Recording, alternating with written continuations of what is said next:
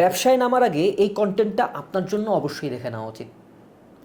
Sell কিসের উপরে depend করে? আসলে কাস্টমার কিসে আটকায়?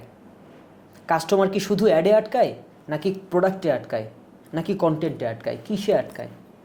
ওকে, আজকের ভিডিওতে জানবো। দেখেন, আপনি প্রপার ওয়েতে সেল আনতে গেলে আপনাকে সব জায়গায় নজর দিতে হবে।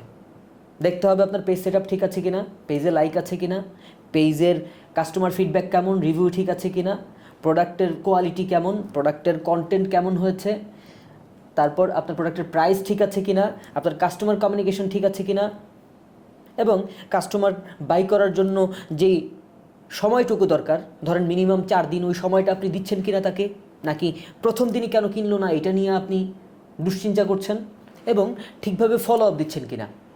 সো এই সমস্ত কিছুর উপরে ডিপেন্ড করে আসলে সেল শুধু প্রোডাক্টের উপরে না, সেল শুধু বুস্টের উপরে না, সেল শুধু ক্যাম্পেইনের উপরে না। হ্যাঁ, অবশ্যই ওই পার্টটাও দেখতে হবে, বাট এই পার্টটাও কিন্তু দেখতে হবে। That's it.